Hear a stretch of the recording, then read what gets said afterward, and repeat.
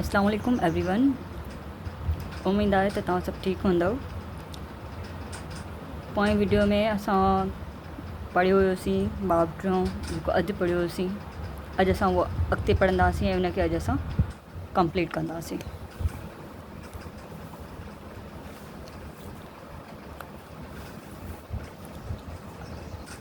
असां लॾपलाण ऐं उन जा आंसर ऐं छिकींदड़ धिकींदड़ आंसर वग़ैरह सभु पढ़ी आया हुआसीं। अॼु असां पढ़ंदासीं सिंध जी ज़मीन।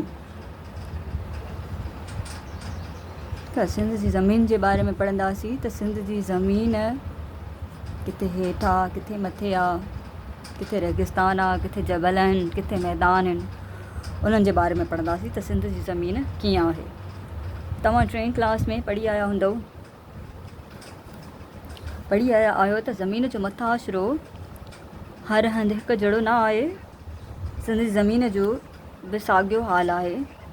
सिंध जे तबई नक्शे ॾांहुं निहारियो, असां केतिरा ई तबई भाङा ॾिसी सघूं था। जेको पोयों नक्शो आहे नंढे नवा बुक में चवंदा आहिनि न, पोएं वारे नक्शे ते असां ॾिसंदासीं। ओलह में खीर थर जबल आहिनि, ओभर में थर जो रेगिस्तान। माना ओभर हाणे इहा ईअं बि नक्शे खे पढ़ण लाइ ऐं सम्झण लाइ असां डायरेक्शन यानी कि तर्फ़ लाज़मी पढ़ंदा आहियूं। उहे असांखे यादि हूंदा त असां नक्शे खे सवलाईअ सां सम्झी सघंदासीं ऐं पढ़ी सघंदासीं। त नक्शो मैप में हमेशह जेको मथियों तरफ़ हूंदो आहे उहो हूंदो आहे उत्तर यानी कि नॉर्थ, ऐं हेठियों तरफ़ हूंदो आहे ॾखण यानी कि साउथ, ऐं असांजे राइट हैंड सॼे हथ जी तरफ़ हूंदो आहे ईस्ट, ऐं असांजे खॿे यानी कि लेफ्ट हैंड जे तरफ़ हूंदो आहे वेस्ट। जे त सिंध जो हीअ हाणे नॉर्थ आहे, हीअ साउथ आहे, ईस्ट ऐं हीअ वेस्ट आहे। त सिंध जे वेस्ट वारे डायरेक्शन में, वेस्ट वारी तरफ़ हीअ जेके तव्हां ॾिसी रहिया आहियो इहे आहिनि माउंटेन्स, जबल। कहिड़ा जबल आहिनि?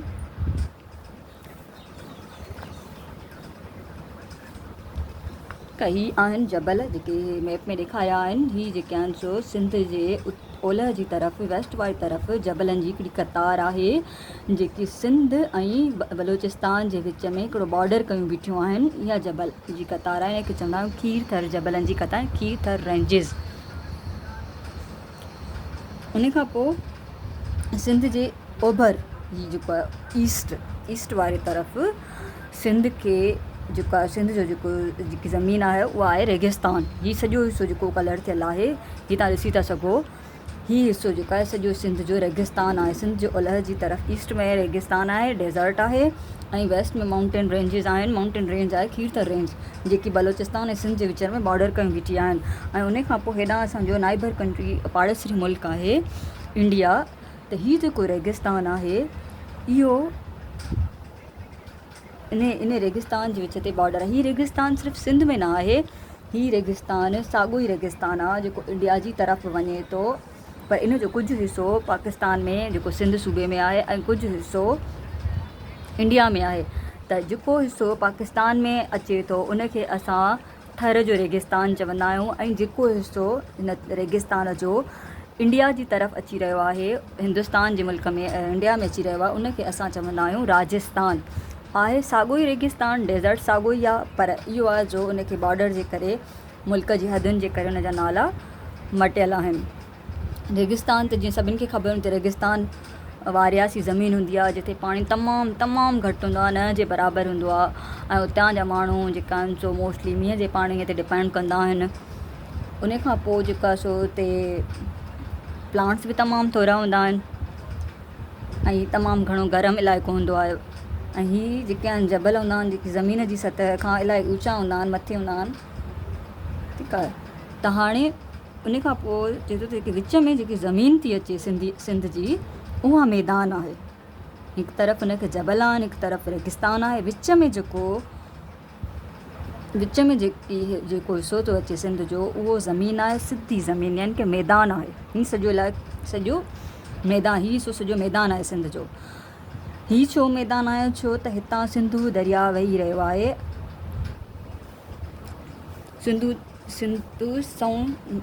सिधो सऊं मैदान आहे जितां सिंधु नदी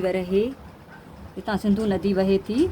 हीअ तव्हां ॾिसी रहिया आहियो त मैप में ठहियल आहे, ब्लू कलर जी लाइन आहे, इहा सिंधु नदी आहे।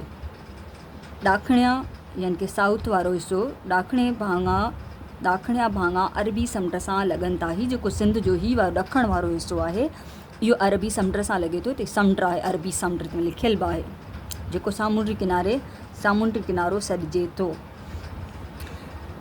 हीउ जेको तव्हां ॾिसी रहिया आहियो जिथे सिंधू नदी अची समुंड सां मिले थी, हीउ चइबो आहे हुनजो छोड़ वारो इलाइक़ो।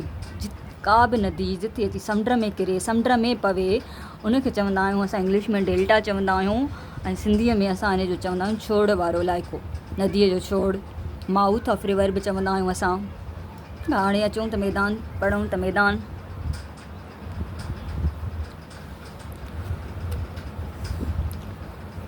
मैदान अहिड़ी ज़मीन खे चइबो आहे जेका सिधी ऐं लहवारी हूंदी आहे।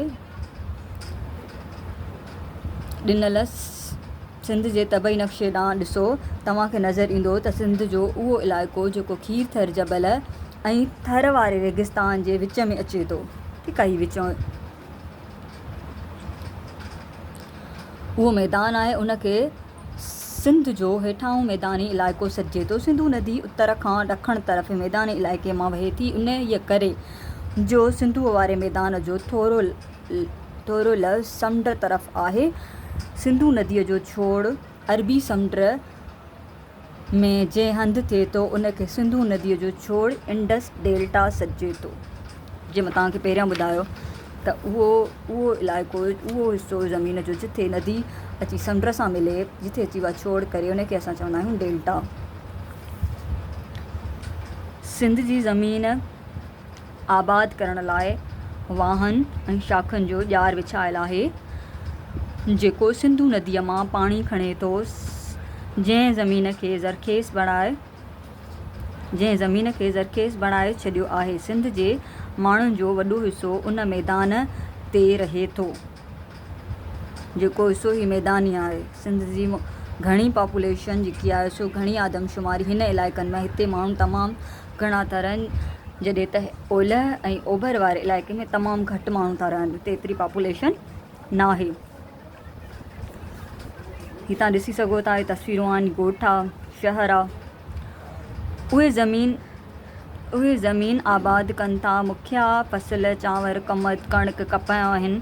ॿिया माण्हू वॾनि सिनती वापारी मर्कज़नि मिसाल तौरु कराची, हैदराबाद ऐं कोटड़ी वग़ैरह में रहनि था, जेके पिणु सिंध जा शहर आहिनि।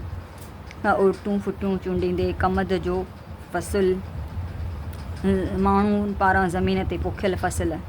ॿिया माण्हू ऑफिसनि में नौकरी कंदा आहिनि, के बाज़ार में शयूं विकिरो कंदा आहिनि, त ॿिया वरी कारखाननि में कमु कंदा आहिनि। खंड जे कारखाने में कमु कंदड़ मज़दूर, बाज़ार में वापार जो हिकु मंज़रु, ज़मीन ते माण्हू कारोबार कंदे।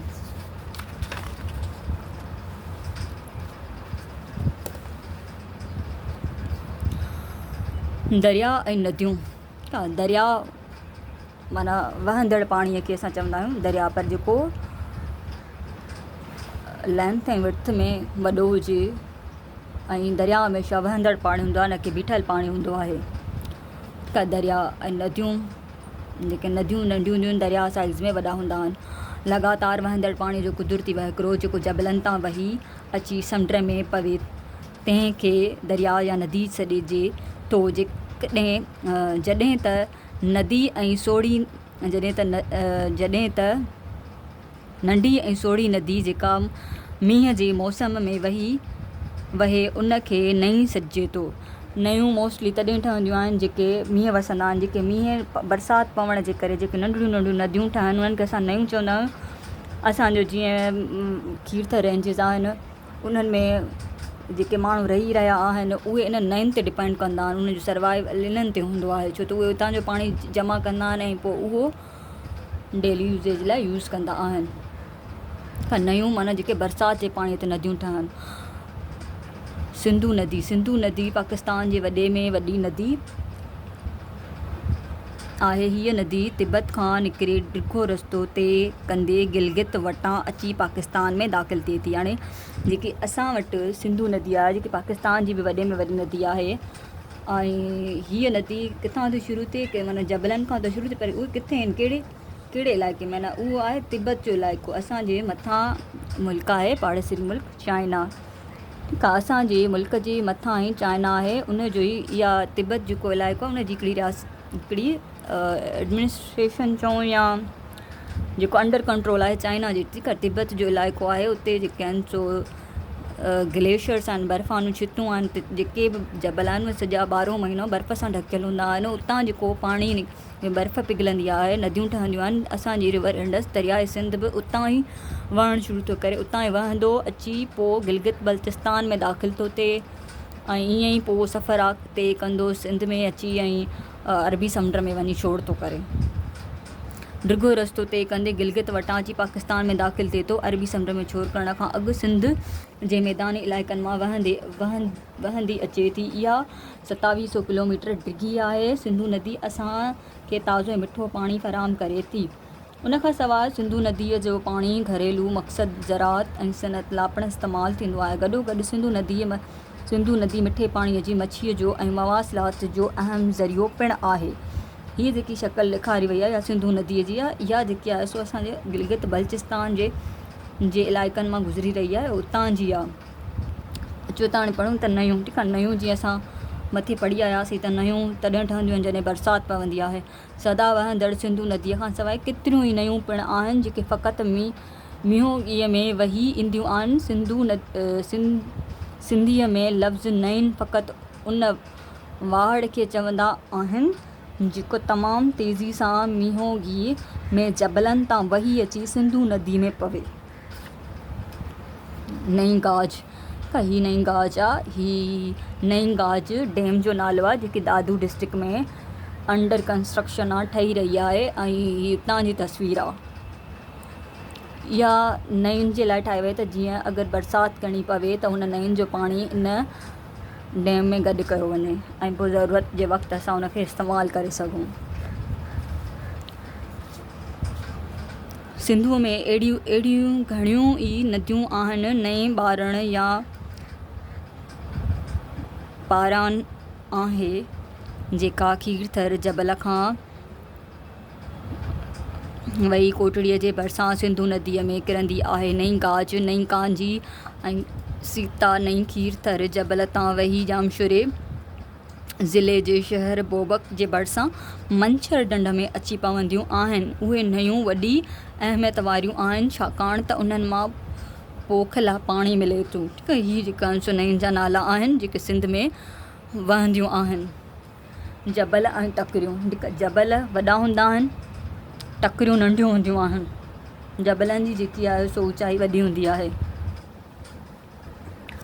ज़मीन जो उहो ऊचो ऐं वॾो पथराऊं भाङो जेको मथां खां हेठि लहिवारो हुजे तंहिंखे जबल सॾिजे थो। टकरियूं बि जबल वांगुरु हूंदियूं आहिनि पर उन्हनि जी ऊचाई एतिरी न हूंदी आहे। ठीकु आहे, इहे जबल ऐं टकरियूं। उन खां पोइ खीरथर जबल, हाणे इहा जेकी असां पहिरियां पढ़ी आयासीं खीरथर जबलनि जो हाणे ज़िक्र थी रहियो आहे। जबलनि जा सभु सिलसिला सिंध जे उलहंदे हिसे खीरथर जबल जे नाले सां सॾिजनि था। जबल जे उन ई क़तार मां लकी जबल वारो सिलसिलो दादू ज़िले मां थींदो जामशुर ज़िले में अची सेवण वटि पूरो थिए थो। इहा हिकु जबलनि जी सॼी क़तार आहे। उन्हनि जबलनि जी पाड़ वारनि टकरियुनि वटि गरम पाणी जा चश्मा आहिनि जंहिं करे केतिरा ई नंढा क़बीला हिते आबाद आहिनि। हिते जॾहिं बि वसकारो थींदो आहे त उन ते पोखूं थींदियूं आहिनि। ही जेका सो असांजे खीरथर जबलनि में हिकु हिल स्टेशन ठाहियो वियो आहे, पिकनिक प्लेस, टूरिस्ट प्लेस आहे। उनखे असां गोरख हिल स्टेशन जे नाले सां, उहो तमामु घणो फेमस आहे। ही उन जी तस्वीर आहे उतां जी, उतां ऊचाई खां वरिती वई आहे, खीरथर जबलनि जी ऊचाई खां।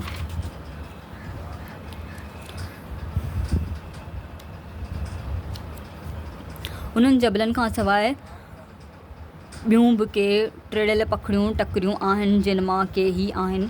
सिंध में ॿियूं कहिड़ियूं कहिड़ियूं टकरियूं आहिनि, कहिड़ा कहिड़ा जबल जा नाला हिते ॾिनल आहिनि कि गंजो टकर जेको हैदराबाद में आहे। हुन जी अहमियत कहिड़ी आहे? चन जो पथर ऐं नारंगी रंग जी मिटी हासिलु थिए थी ऐं इस्तेमालु छा में थींदा? सीमेंट जी तयारी ऐं इमारतुनि जे ठाहिण में इस्तेमालु थिए थो।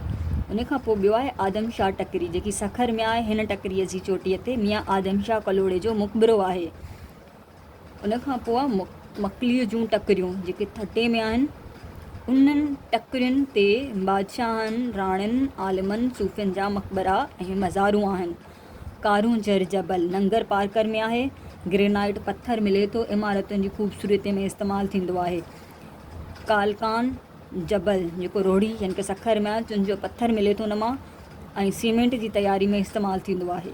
रेगिस्तान या रणपट, रेगिस्तान असां जो ज़िक्र पहिरियां करे आयासीं, जेको सिंध जो ओभर वारो हिसो आहे उहो रेगिस्तान आहे। वॾी एराज़ी ते पखड़ियल वारो जिते गर्मी ऐं ख़ुश्की हुजे उते सावकर नाले मातिर ते थर जो रेगिस्तान। सिंध जे उभरंदे पासे वारो गपल हिसो वारियासो आहे। हिन रेगिस्तान में वारीअ खां सवाइ भिटूं ऐं भोरो पत्थर आहे। उतां जूं भिटूं आम तरह 6 खां 30 मीटर ऊचियूं आहिनि। उते नाले मातर नबातात आहे। हीअ जेकी तव्हां तस्वीरूं ॾिसी रहिया आहियो उठनि जो काफ़िलो, हीअ रेगिस्तान जूं थर वारे जूं तस्वीरूं आहिनि। औरतूं पाणी भरण लाइ ईंदे थर जो रेगिस्तान। उन्हनि में पिपर जा वण, उन में ॿेर जा वण, किरड़, थूहर ऐं ॿिया गैर अहम ॿूटा ऐं गाह थियनि था। हितां जी ज़मीन जो कुझु हिसो वाहन ऐं शाखुनि जे वसीले पोख खे क़ाबिल बणायो वियो आहे। चौपाए माल में ढगियूं, रिढूं, ॿकरियूं ऐं उठ आम जाम आहिनि। इहे सभु रेगिस्तान जा जानवर आहिनि जेके माण्हू उतां रहंदा आहिनि, उहे पालींदा आहिनि। कुदरती चश्मा ज़मीन, कुदरती चश्मा छा हूंदा आहिनि, जेके ज़मीन मां पाणी पाणे ईअं निकिरी ईंदो आहे, उनखे असां चवंदा आहियूं कुदरती चश्मा। ज़मीन अंदरां निकिरंदड़ लाॻीते वहिकरे खे चश्मो या झरणो चइबो आहे। चश्मनि जो पाणी गरम या थधो थी सघे थो। सिंध में थधे ऐं गरम पाणी ॿिन्हिनि क़िस्मनि जा चश्मा मिलनि था। ऐं हीअ जेके आहिनि सो चश्मा कहिड़ा कहिड़ा था मिलनि सिंध में, लकीअ वारा चश्मा।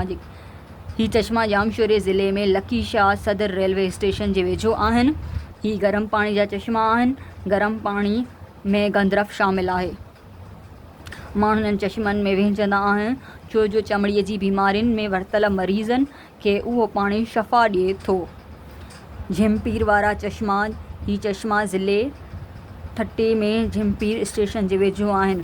हीअ चश्मा गरम पाणीअ जा आहिनि। माण्हू थधे पाणी जे चश्मनि ते तफ़रीह लाइ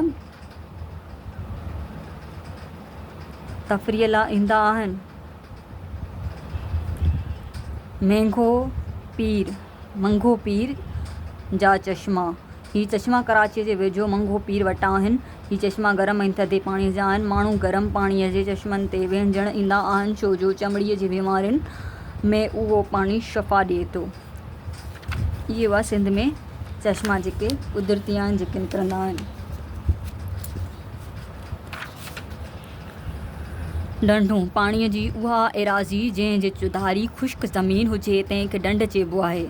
माना विच ते पाणी हुजे अने उन जो चौधारी ज़मीन हुजे। या असां 16 लफ़्ज़नि में ईअं चऊं, जीअं असां वटि स्विमिंग पूल हूंदो आहे। स्विमिंग पूल त नंढो हूंदो आहे, पाणी जो असां वटि हूंदो आहे। ऐं हीअ जेके आहिनि सो नेचुरल हूंदियूं आहिनि ऐं वॾियूं हूंदियूं आहिनि। त ऐं कुझु मैनमेड बि आहिनि, हथरादूं ठाहियूं वेंदियूं आहिनि, पर हीअ साइज़ में वॾियूं हूंदियूं आहिनि ढंढूं। सिंध में केतिरियूं ढंढूं आहिनि, जिन मां के मशहूरु ढंढूं आहिनि। किंजर जी ढंढ जेकी इलाही फेमस आहे, पिकनिक प्लेस आहे थटे में। किंजर ढंढ थटे ऐं झिरक शहर जे विच ते आहे। किंजर खे सिंधू नदीअ मां पाणी मिलंदो आहे। हिन नदीअ में केतिरनि क़िस्मनि जी मच्छी थिए थी। उते पाणीअ जे पखियुनि जा वलर पिणु ईंदा आहिनि। हीअ बहितरीनु तफ़रीह वारो हंधु आहे। माण्हू हिते आराम वास्ते या ॿेड़ियुनि ते सैर करणु ईंदा आहिनि। सैर लाइ आयल माण्हू मच्छीअ जो शिकार पिणु कंदा आहिनि। सिंध जी मशहूरु लोक कहाणी नूरी जाम तमाची जो तालुक़ु पिणु हिन ढंढ सां आहे। हीअ हुन जूं तस्वीरूं आहिनि किंजर ढंढ जूं। मंछर ढंढ जामशोरो ज़िले जे शहर बोबक भरिसां आहे। हीअ ढंढ अटिकल 3 मीटर ऊनी ऐं ख़ुश्क मौसम में अटिकल 30-64 किलोमीटरनि ते पखिड़ियल हूंदी आहे। बरसाति जे मुंद में जॾहिं सिंधू नदी में घणो पाणी अची वेंदो आहे तॾहिं पाणी उथली वञी मंछर में पवंदो आहे। तॾहिं ढंढ जी पखेड़ 500 किलोमीटर थी वेंदी आहे। हिते मच्छी ऐं पखी तमामु घणा मिलनि था। ज़मीन कीअं तब्दील थिए थी, कहिड़े तरीक़े सां थिए थी, ज़मीन जे तब्दीलीअ जा सबब कहिड़ा आहिनि। कुदरती तौर ते कुदरती तौरु ज़मीन में केतिरियूं ई तब्दीलियूं ईंदियूं रहंदियूं आहिनि। उन्हनि मां कुझु हेठि ॾिजनि थियूं। ज़मीनी गदिलाण, ज़मीनी गदिलाण जे करे बि ज़मीन में काफ़ी सारियूं तब्दीलियूं अचनि थियूं। माण्हू पंहिंजे घरनि मां हर रोज़ु केतिरो ई गंद किचिरो ॿाहिरि उछलाईंदा आहिनि। साॻियो हाल कारखाननि जो आहे जेको वॾी मिक़दार में गंद किचिरो ॿाहिरि छॾींदा आहिनि। असांजे घरनि वारनि कचिरे में कुझु जॾहिं त कारखाननि मां निकिरंदड़ गंद किचिरे में अक्सर करे ज़हरीलो मवाद मौजूदु हूंदो आहे जेको ज़मीन खे तबाह कंदो आहे। तव्हां ॾिसी रहिया आहियो तस्वीर में त कहिड़ी तरीक़े सां असांजी ज़मीन ख़राबु थी रही आहे, गदिली थी रही आहे। आबी गदिलाण, आबियनि खे पाणीअ जी घरनि मां निकिरंदड़ नालियूं नालनि जो गंदो पाणी, कारखाननि मां निकिरंदड़ ज़हरीलो मवाद पाणीअ खे गदिलो करे थो। उन सां गॾु ज़रई मक़सदनि लाइ इस्तेमालु थींदड़ जीतमार दवाऊं ऐं हथरादू भाण बि पाणीअ खे गदिलो कंदा आहिनि। पाणीअ जे गदिले थियण जे करे मच्छीअ जो मिक़दार ऐं वाज़िय घटिताई ईंदी आहे। गॾो गॾु गदिलो पाणी माण्हुनि ख़ासि तौरु ॿारनि जी मौत जो सबबु पिणु बणिजी सघे थो। गटरनि जो पाणी, आबी गदिलाण, पाणीअ जो ज़मीन जो गदिलाण इंसाननि सां गॾु जानवरनि जी ज़िंदगीअ खे तमामु घणो मुतासिर कनि था। ॿेलनि जो वढिजणु, कुदरती ॿेलनि जो वढिजण खे डिफॉरेस्टेशन सॾियो वञे थो। आबादीअ में वाध जे करे माण्हू ज़रई मक़सदनि ऐं रहाइश जी जाइ हथु करण लाइ ॿेलनि खे वढनि था। ॿेलनि जी वाढीअ जी तुर्त नुक़सानु उहो थिए थो त झंगली जीवत खां पंहिंजा वाहिरा घर खसिजी वञनि था, पर वॾे वक़्त खां पोइ उहा ज़मीन रेगिस्तान में तब्दील थी वञे थी। जॾहिं वरी जाबलू ॿेलनि जी वाढी थींदी आहे त उन सां छिपूं किरण जो ख़तरो वधी वेंदो आहे। तव्हां ॾिठो हूंदो जेके स्लाइड्स हूंदियूं आहिनि, स्लाइडूं इहे थींदियूं आहिनि, किरंदियूं आहिनि। असांजे कश्मीर गिलगित बल्चिस्तान साइड पोइ साल बि तव्हां ॾिठो हूंदो काफ़ी सारा तूफ़ान आया हुआ स्लाइड करण जे करे तबाही मची वई हुई। हिन खे मिटी सॼी किरी पवंदी आहे, रोड रस्ता ब्लॉक थींदा आहिनि, घर दॿिजी वेंदा आहिनि। बर्फ़ या पथर जी छिप जो किरण, वणनि जी वाढीअ जे करे झंगली जीवत पंहिंजो वाहिरनि खां महरूम थिए थो। इहे नुक़सान था थियनि। सिम ऐं कलर, ज़मीन जे नुक़सान जो हिकिड़ो इहो आहे त सिम ऐं कलर उनखे लॻी थो वञे। असांजी ज़रई ज़मीन सिंधू नदीअ मां निकितल वाहन ते आबाद थिए थी। उन्हनि वाहन मां पाणी सिमंदो रहे थो जेको ज़ेर ज़मीन पाणीअ जी सतह में वाधारो आणे थो। ज़मीन अंदरि मौजूदु लूणियाठी मादनियात पाणीअ में ॻरी मिली वञनि था। कॾहिं कॾहिं ज़ेर ज़मीन पाणी मथे चढ़ी अचे थो ऐं ज़मीन ते बीह रहे थो। उन अमल खे सिम चइजे थो। सिज जे साड़ींदड़ उस में पाणी बुख़ारा बणिजी उॾामी वेंदो आहे ऐं ज़मीन मथां लूण जो तह छॾे वेंदो आहे। उनखे कलर चइबो आहे। सिम ऐं कलर वारी ज़मीन ते फ़सुल न थींदा आहिनि। इहे तव्हां ॾिसी चुका हूंदो। असांजे आसपास जहिड़ा खोड़ मिसाल आहिनि। हिते हुयो त ज़मीन जा जेका आहिनि सो ज़मीन कहिड़े तरीक़े सां तब्दील थी थिए। कलराठी ज़मीन, सिम जी हेठि आयल ज़मीन, उते न फ़सुलु थींदो आहे, न घर ठही सघंदा आहिनि। उहा ज़मीन कंहिं बि कम जी न रहंदी आहे। ज़मीनी खाद, ज़मीन जे मथासिरे वारे तह खे मिटी सचे थो। मिटी मादनियात, छिपनि जे ज़रड़नि ऐं ज़मीनी जीतनि ऐं सांपनि जहिड़नि साह वारनि मां ठहियल आहे। भली मिटीअ जे मथासिरे जा कुझु सेंटीमीटर जंहिं ते ज़राअत जो दारो मदार आहे, तंहिंखे ठहण में 100 साल लॻनि था, पर उहा ॿोॾनि बरसातुनि ऐं तेज़ हवाउनि सबबु बर्बाद थी सघे थी, छो जो उहे सभु या उन्हनि मां को हिकु जुज़ो मिटीअ जे नंढड़नि ज़रड़नि खे परे ताईं खणी वञी सघे थो। हिते असांजो चैप्टर अॼु पूरो थियो। तव्हांखे अगरि को बि क्वेश्चन हुजे तव्हां कमेंट करे था सघो। Thank U.